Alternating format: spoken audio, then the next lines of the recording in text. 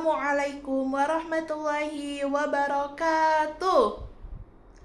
Waduh, kok anak-anak ibu nggak semangat sih jawab salamnya? Ibu ulangin lagi deh. Assalamualaikum warahmatullahi wabarakatuh. Nah, itu baru semangat. Masa mau menuntut ilmu nggak semangat sih? Selamat siang anak-anak ibu semuanya. Oke, ibu tanya deh kabarnya dulu. Siswa kelas 5 apa kabarnya? Siapkah kalian untuk belajar? Semangat semuanya, dengar dengan saksama. Siswa kelas 5 semuanya hebat. Tepuk semangat. Semangat.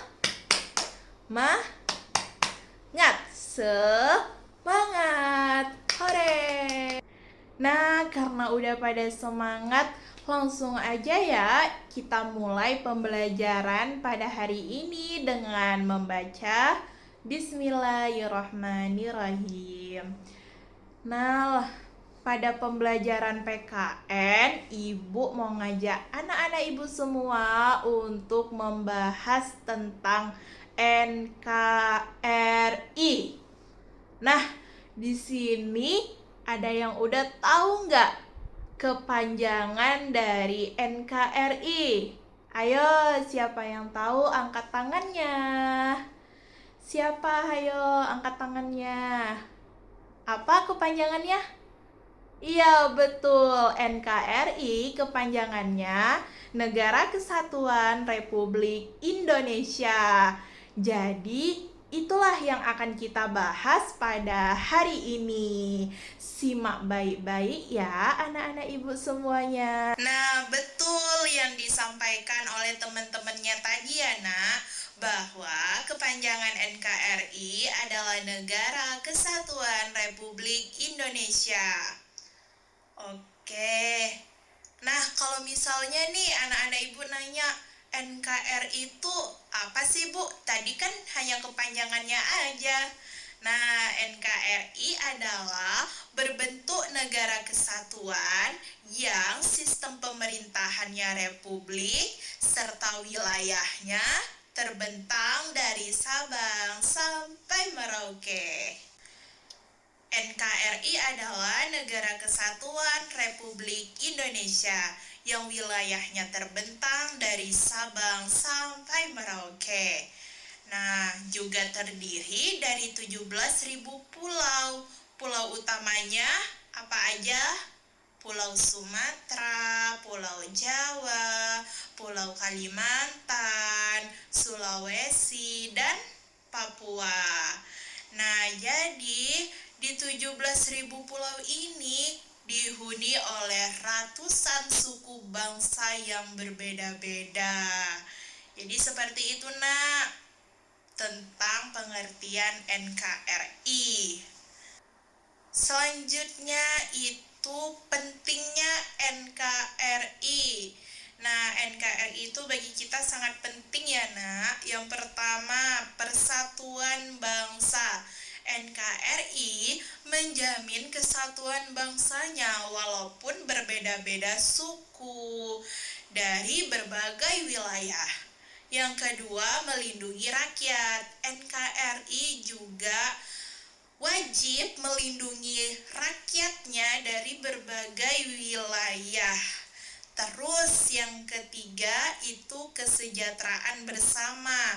NKRI memastikan keberagaman, keamanan, kesejahteraan bersama dari berbagai suku daerah. Jadi seperti itu.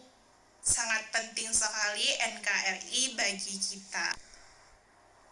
Oke.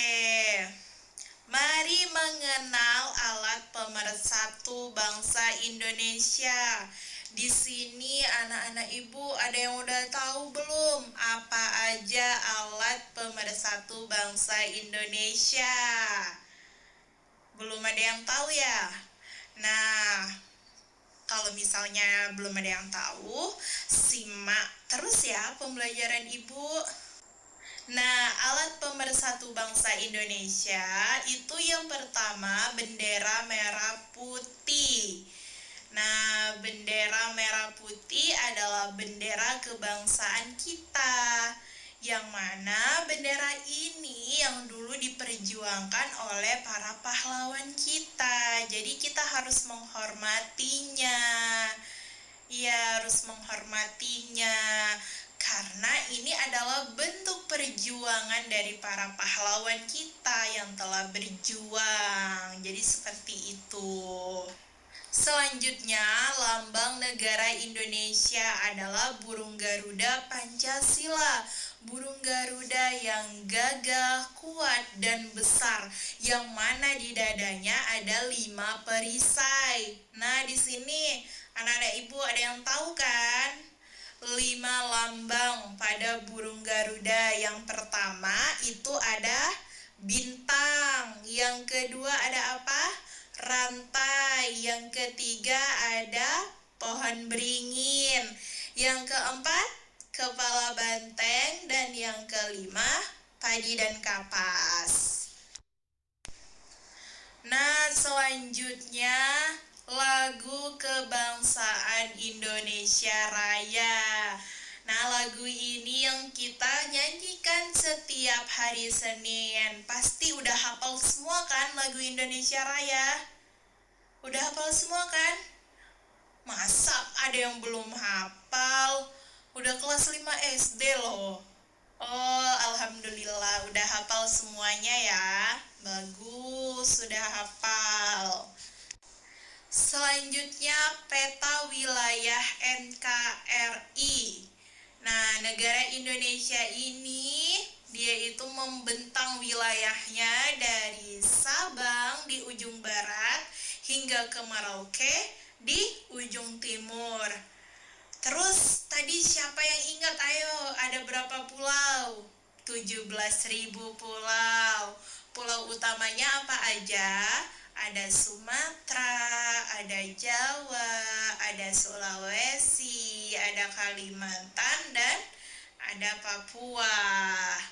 Nah, jadi itulah penjelasan dari peta wilayah NKRI. Apa, Nak? Iya, betul. Dari Sabang sampai Merauke kayak lirik lagu. Ayo, siapa yang tahu lagunya?